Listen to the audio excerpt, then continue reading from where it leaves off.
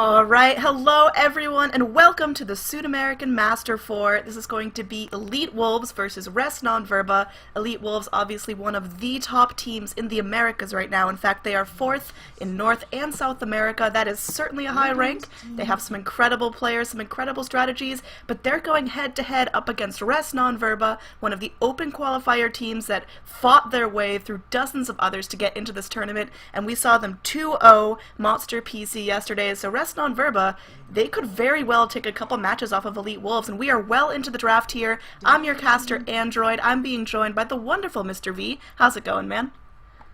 It's going really well. I'm super excited to see these two teams play. They've been playing super well. I think Elite Wolves went 1-1 so far in their games versus Lucini. Yeah, I believe they went 1-1 in that series split, but we are going to see some creative drafts coming out here right now. Rest Non-Verba getting two of the most meta heroes of the patch. What do you make of that? I'm not too surprised. DBL is known for his Invoker play. He's been playing it super well this patch, so it's a good pickup for him.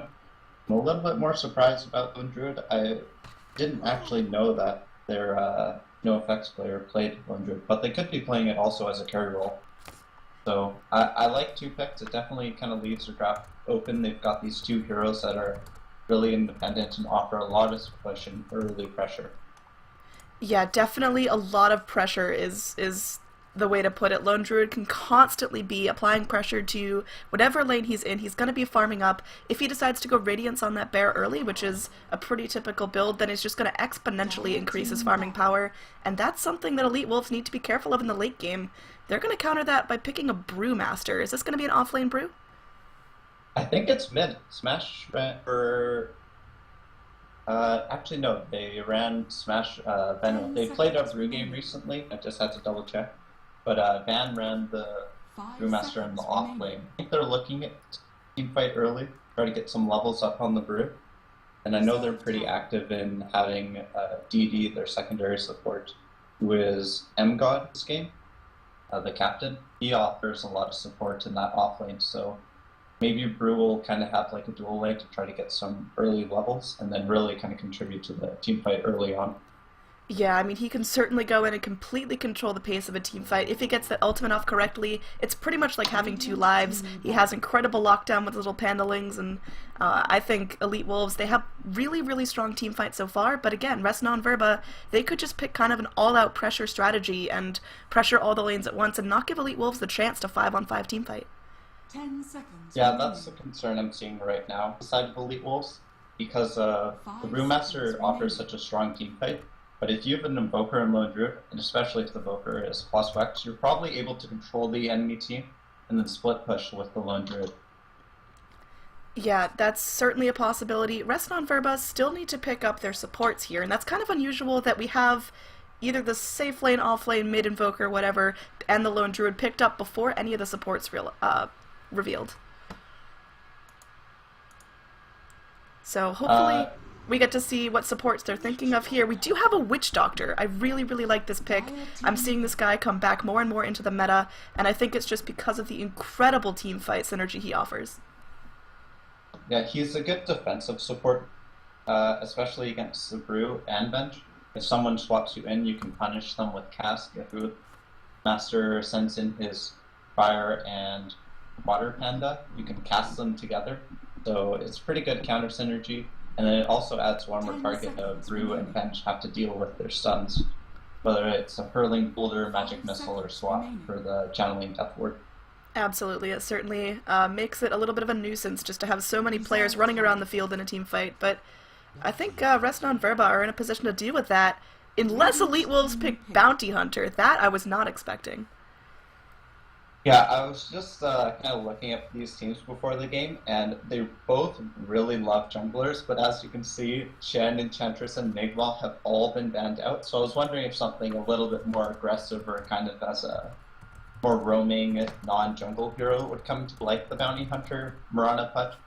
And here we have it at Elite Wolves with this Bounty Hunter pickup. I like it. It adds a lot of pressure onto the map, so I think Elite Wolves will probably look to kind of snowball group as 5 before the Lone Druid kind of pressure towers on its own. I completely agree. I think the Bounty Hunter is there to keep Rest on Verba on their toes. They're not going to feel safe being on their own in lanes, which is what Lone Druid does best. He kind of sits there and rats it out, and if, Invoker's kind of doing his own thing mid, he constantly has to be aware of where is this Bounty Hunter. Track Gold is going to do things for Elite Wolves that are going to give them really nice item timings if he gets his level 6 and doesn't get shut down. Yeah, for sure. I'm trying to figure out what Rest Verba's plan is at this point in terms of how they want to proceed. Do they want to run the Lone Druid offlane or carry? They seem to be banning out more of these kind of control heroes, if you will. So Beastmaster ban along with Faceless Void and Enigma. So maybe they want to have a little bit more getaway. Spearbreaker offers them a lot of control. It's kind of like, oh, you pick Bounty, now we got Spearbreaker, so we both have these kind of heroes that almost do similar roles in the fights. And Spearbreaker is a pretty good counter to Bounty. You can charge him if you ever get sight of him and the dust. So, good pickup for the size of Res non-Verba. Yeah, I really like this Spearbreaker pickup, and I like it because it's not giving away too much of their positioning. They're kind of keeping their cards close to their chest. Could be an offlane Spearbreaker, could be an offlane Lone Druid, could be a greedy position 4 Spearbreaker that's rotating all over the map. They're not locked into any one laning phase, and I think that's really important, because if Elite Wolves start to shut down a lane, they can easily rotate it, because it's not heroes that only thrive in one environment. Yeah, I think Bowler is being patient and holding his carry pick for now. I think he wants a little bit more information before he picks it. They don't get last pick, so I guess they won't fully counter the enemy's carries. They may be able to at least get something that's for Bowler hard to counter now.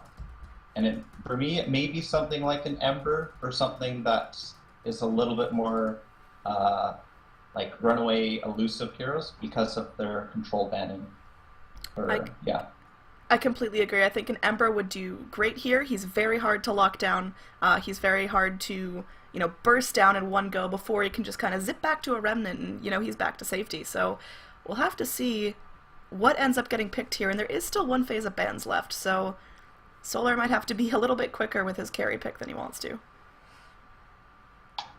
Yeah, they could also go for something like a PL to too much AoE damage on the side of the Elite Wolves, and the PL is kind of nice against the Bounty. You can doppelwalk off track, and the Elite Wolves pick up the Morphling here, so showing a little bit more of their hand. Smash runs this mid? I don't think he does. This is going to be an EWO hero, that's a position 1, and he actually has a pretty good win rate on Morphling. He has 4 wins, 1 loss, making for an 80% win rate this patch on that carry Morphling. That's really, really huge, but I do think Rest on Verba have the ability to shut it down if they get in there early. Yeah, I think you can also strength more through all the bashes, and there's nothing here that really is a hard disable beyond the Beastmaster or the Lone Druid roar. So I don't think he's too concerned about getting off that strength morph at all. So it's a really good pickup, pretty elusive, good at dealing with the Lone Druid. You can always find a lane to replicate out or replicate in depending on what lane's free. And it's also nice against the Spearbreaker because it also has that protective component of a form and the replicate. Yeah, a very you can see it as a defensive carry, but you can also see it as the carry that can just jump in and 1v5. So I think if they get this Morphling off the ground in a reasonable amount of time, Elite Wolves have the possibility to just absolutely snowball into the late game with an unkillable position 1. But then again, Morphling relatively easy to kill off in the early levels, so if Rest on Verba have unbelievably strong lanes, it could be very difficult for EWO to get this off the ground, but we will have to see. Elite Wolves ran out of reserve time, so they actually didn't get a ban there. Which that's I'm unusual. Not sure. Yeah, I'm not sure if that's intentional or not, but I just don't think they had enough in there to make a really big decision. So they probably have a lot of pressure on them right now. They're thinking, what are we going to pick? And they only have their standard time to kind of pick out a counter now, the Res non-Verba pick. I'm surprised Res hasn't picked right away just to put them right back on the clock. Yeah, in the chat there you can see Mystico saying sorry, because he probably was just a little bit AFK there, but, maybe it's a confidence move, maybe it's some mind games, but I'm guessing it's just one of those whoopsies, but hopefully Elite Wolves can still pull this one out. It's a legit strat sometimes to add a reserve time if you've draft kind of plans, you just leave a group of heroes out in the first phase, so you're guaranteed like one of the invokers or ODs. I like the gyro pickup. It offers a lot of team fight early on to kind of counter the group. Good D push, which is important for some morphling, and definitely secures the bounty hunter with the rocket barrage. If bounty ever goes on you, just turn on your rocket barrage and charge him down. So I like the pickup, a little bit defensive, but also good team fight control. I think it's good. I think the early game damage is phenomenal from the gyrocopter, but I worry about how he scales into the late game up against the Morphling, because that's just going to be huge. We've got a last pick Queen of Pain here, picked up by Van. I love this. It's one of their top selected heroes. Has a perfect 50% win rate, which is going to be, you know, a 4-4 split for this patch. I think that's going to be a really, really strong pick against the Invoker. I think she has the potential to go in and get early kills on the Invoker, but we will have to see how it goes down here. We're going to have all our characters loading in, and, well, let's free the overlay from jail. I think it's an off Queen of Pain, because Smashes are mid right now, right? Van does switch up between mid and offlane, so they do end up switching. We'll have to see where it ends up going, because I have seen offlane Queen of Pain be very successful before, but it's situational. I would like to see her mid. Yeah, I would like to see her mid as well. Smash in the offlane brew, and that's just like what they're doing with the double cell shield build. Alright, so without further ado, we can go ahead and introduce these teams here. I believe this is the first game of the Sudamerican Master 4 where we have not had a pause at loading in, so wow, this is very, very intense. I'm not used to this much action off the bat. To start things off, we've got no effects playing this lone druid. Here we've got Solar on the Spirit Breaker. Right in front of him in the parade is SGG on the Witch Doctor. It's going to be GBL on the Invoker. And finally, we've got Mu on the Gyrocopter. Oh okay. God, doing level 1 rush. Okay, I did not even think of this. In fact, Smash might pay the ultimate price here. He's getting very, very low. He does have a salve. I don't know if anyone's going to scout this out. There's going to be a defensive observer ward here from E-Wolves, making sure no one sniffs their way into the pit. In fact, it looks like GBL could be the one to scout it out if he wants to go in, but the Roche is already at half health. M-God healing himself up. Smash, he does have one more salve. This is going to be an unreal huge advantage for E-Wolves starting things off if they can get it done. And I think maybe RNV are starting to get a little suspicious. There's no rune contest so far. Maybe thinking they're all up top. It is going to get pinged out here by the Invoker. They do see that it's going down, but they're not going to be in time. Level 1 Roche goes the way of Smash. Now it looks like they could get a kill on GBL as well. He's already to about half health. Rocket Barrage from the Gyrocopter trying to do what they can. Can they secure the Invoker? Waveform will do it. Ewo gets first blood here for E-Wolves. What an incredible start for the Dire. Oh my god, Van stole the bounty rune from him too. Wow, okay, so that is the most flawless start you could ever get. Holy mackerel, that was exciting. Do you ever think to yourself, oh, they have Brew Bounty Avenge, they're going to do level 1 Roche? That is, like, there are a dozen other heroes I could think of to do level 1 Roche before I jump to that conclusion. In fact, Smash might be in some trouble here. He's letting himself get very low. They do have Mystico in the lane. I believe that's Mystico. I think M-God is one of his pseudonyms, but oh my god, that is still... There's our ceremonial pause, but that is one of the strongest starts I can imagine coming out from this tournament. So they got the bottom bounty rune, level 1 Roche, and first blood, all before a minute in the game. Pop has bottle coming out for a minute. That's kind of absurd, and that's going to really help her in lane. We mentioned she has high kill potential against Invoker. Combo that with reliable regen from the bottle, GBL is going to have a really bad time. Yeah, they're going to definitely need to let some like outplaying or advantage in other lanes, so using the strength of the gyro, using the strength of Lone Druid to kind of make up for that early game loss. It's kind of hard for the bounty, and I think Brewmaster is just going to kind of rotate into this jungle Iron Talon build for a bit, giving bounty some early levels, which actually really helps him out. Like, giving bounty like an early level 6 mean the difference in the team fight. They can definitely just snowball off it. Like, who's level 3? Bounty is level 3 at like 140. Yeah, Bruce level You never 3 see this. already has the Iron Talon, already feeling really comfortable with where he's at, and Bounty's doing a great job just kind of sitting there soaking XP, making SGG's life kind of hell right now. He's only level 1, Bounty's level 3, he's got that Shuriken Toss as well as the Janata, so he could probably kill the Witch Doctor if he invested all his resources onto it. Yeah, he's got to be careful Gyro and Spirit Breaker charge, but this is really hard for Solar here on the Spirit Breaker because Lane seems like a really good option to gank at this point. Like, he'd love to go mid, but there's so many levels on the Invoker that the Invoker can't really trade with the Quap. Like, we see Invoker walk up there and Quap just daggers him. It's a level 2 dagger, and Invoker doesn't have any points in wax right now, so he can't even like sustain the lane.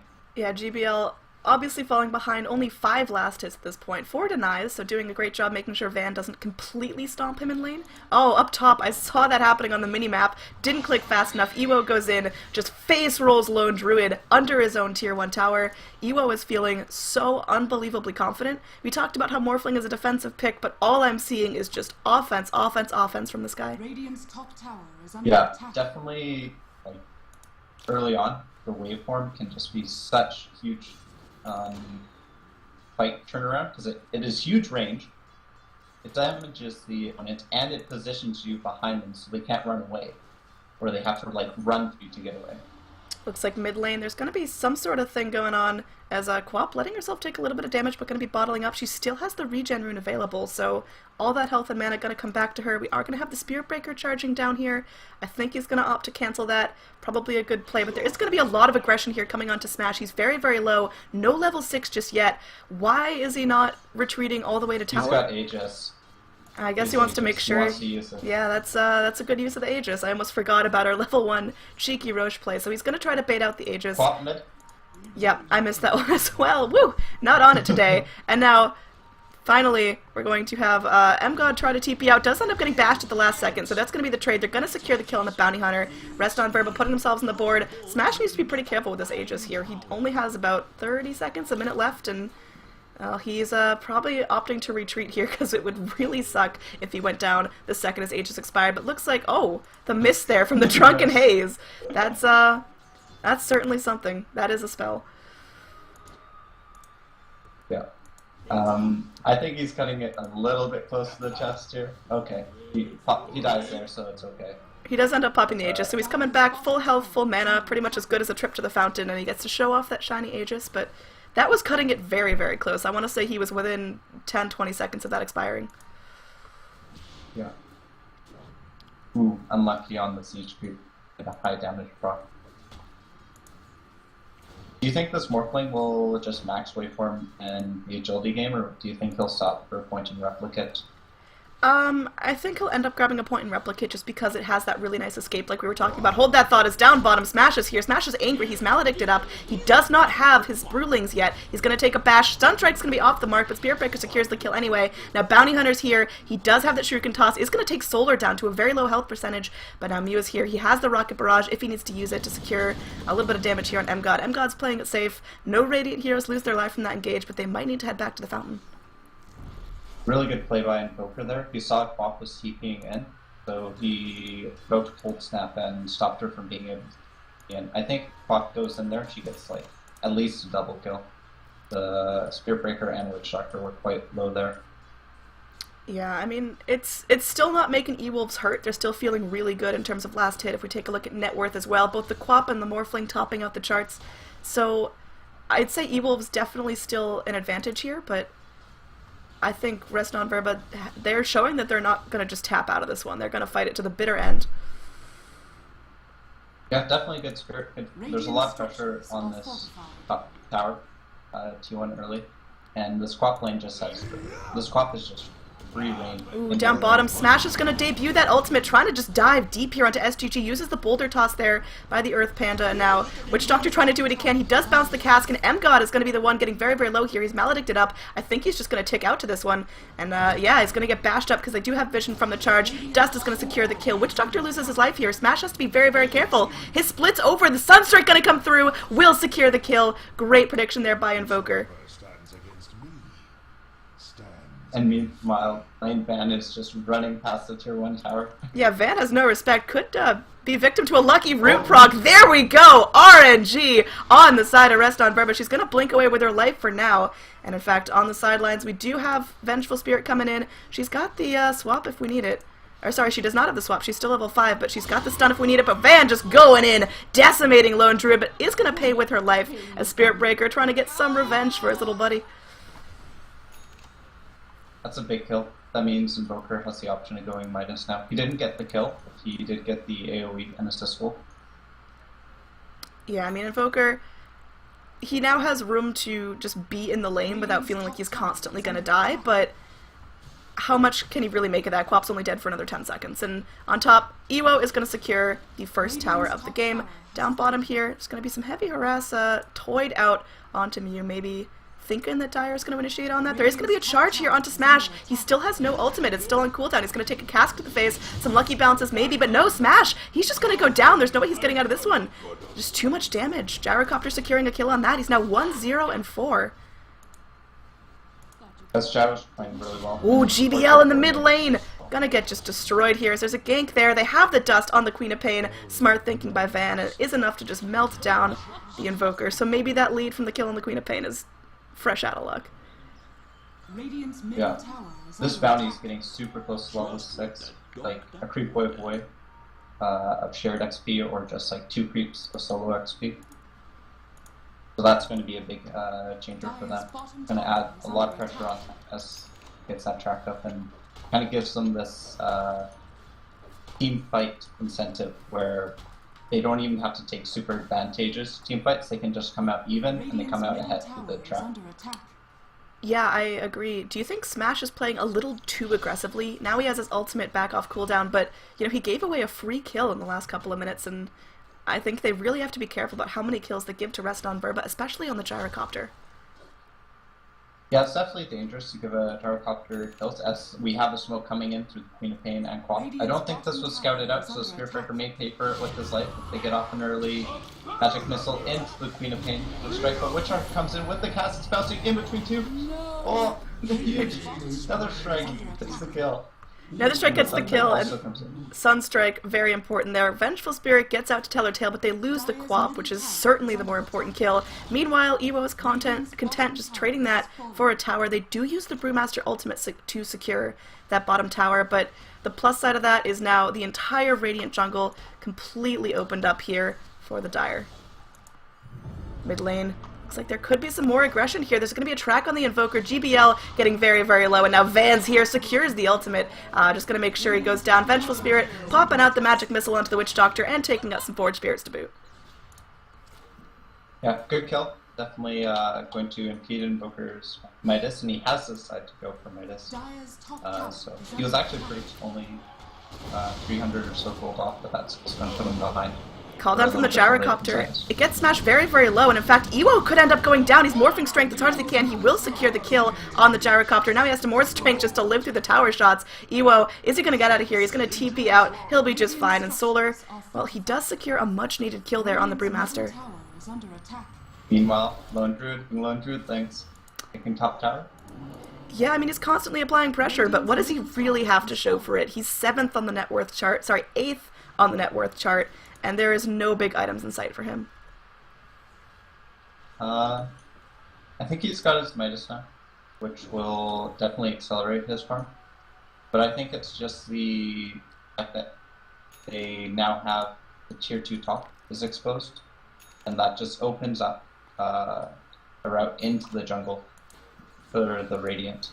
And with a Spirit Breaker on your team, you definitely need to get down those tier 1 towers so that you have more freedom to... Ooh, we've got a charge here onto Van. Van needs to blink away, needs to get out of here. The blink will go through, the little cast goes through all the way. There's a negative earn charge. I don't know if Van's going to live through this. In fact, Van ends up falling, courtesy of the Gyrocopter rotating around to the backlines. Now Solar, he's just up a little bit too far. Masoku wants to go in. M-God going to be given vision there by the charge, and there's going to be a swap away trying to get M-God out, but M-God still falls, courtesy of the Rocket Barrage and the Gyrocopter. Now Masoku running for her life. She has 1 stun if she needs it. She's got a Mango as well. Calldown's going to slow her up a fair amount. I think she'll be just fine, unless Mao wants to dive a whole heap deeper than she should, but Masoku maybe maybe turning around to cast that stun was a bad idea. We're going to have a split here from Smash. He wants to go in, and looks like Witch Doctor's going to TP out safely, but the gyrocopter falls. Nice rotation in from Ewo. And now SGG, the lone survivor of this engage, going to be just slapped down by the Pandalings, and Smash gets a double kill out of that engage.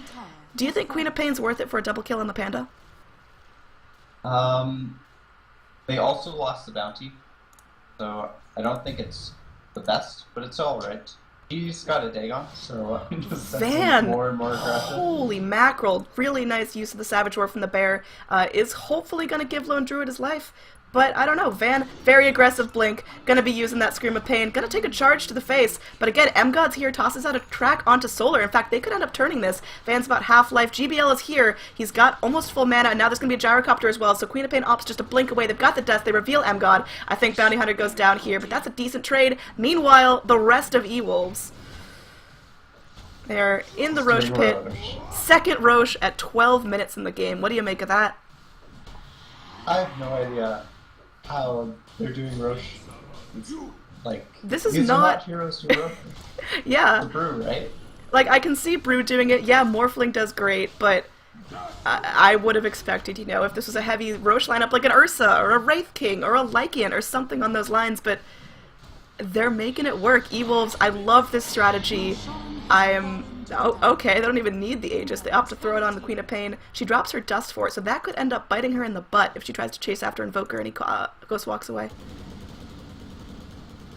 Yeah, I don't think the Invoker's looking to fight, though.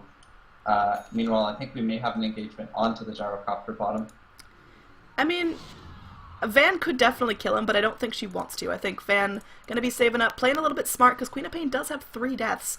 Combo with 6 kills is very nice still. It's a great KDA, but has to make sure she's not giving any unnecessary lead to the Gyrocopter. Now they're going to use Vengeful Spirit to bait out a little bit. There's the initiation from Van. Call Down is going to do some fair amount of damage. It's going to force away the Dire Heroes for now, and now Gyrocopter in a whole world of trouble. Going to be dagged up by the Queen of Pain. That's... Zap. Yeah, okay. So there's the burst damage that I think E-Wolves were missing a little bit, and now Ewo, he's just farming in the Radiant Jungle without a care in the world. He does not care that there's 3 heroes surrounding him. In fact, he might be ready to engage here. M-God's here. He does track up the Invoker, so Invoker knows something's up. Who has vision? Looks like Spirit Breaker has vision. Witch Doctor's got nothing.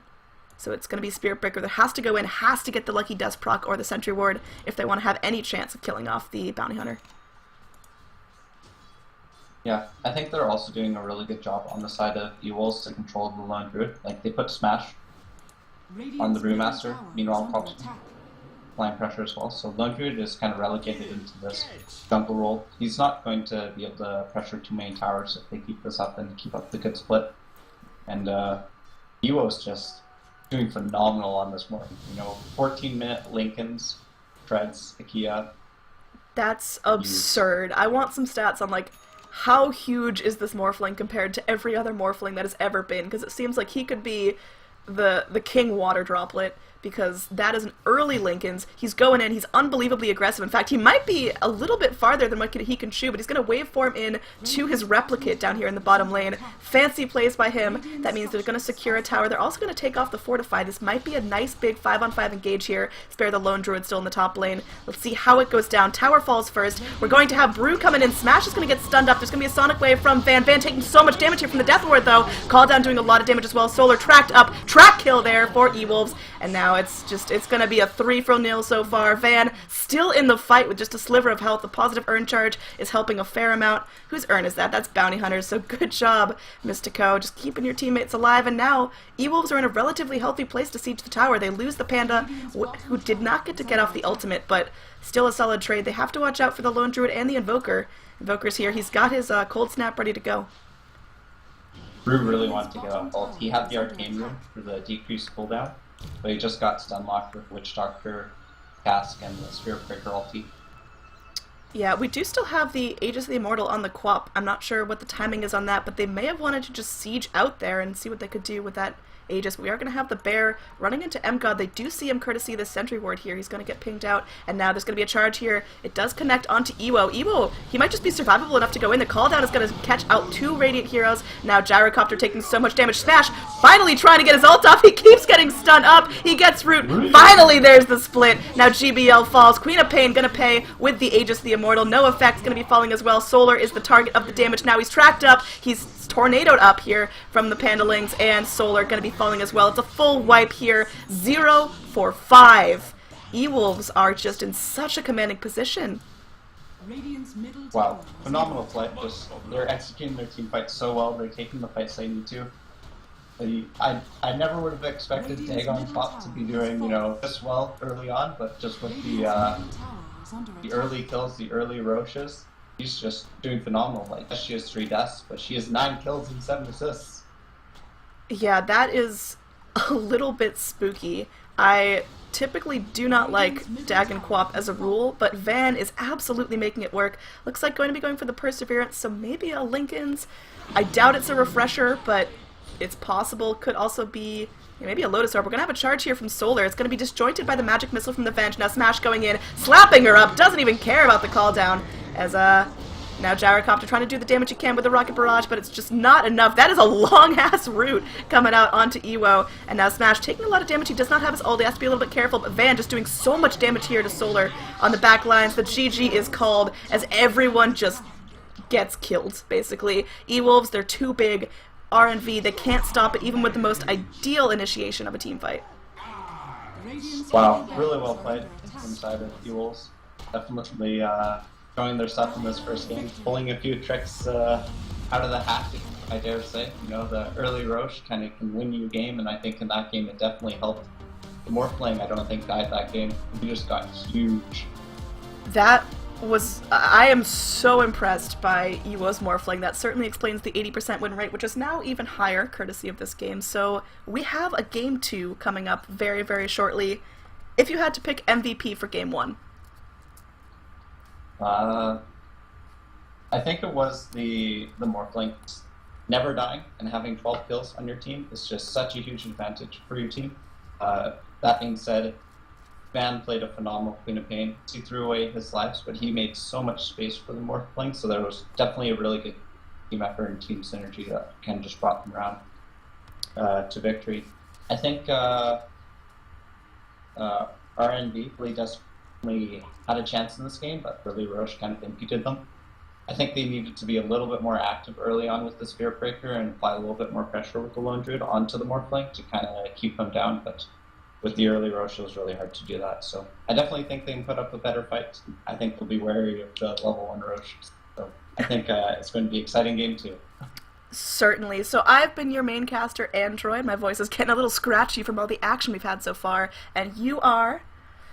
Mr. V. Alright, that's Mr. V. We're going to be your casters for Game 2 coming up. We can't forget Borno on stats, throwing out the knowledge there, so thank you to him. Stick around, going to throw on some music, going to throw up the team standings for now, and we will be back in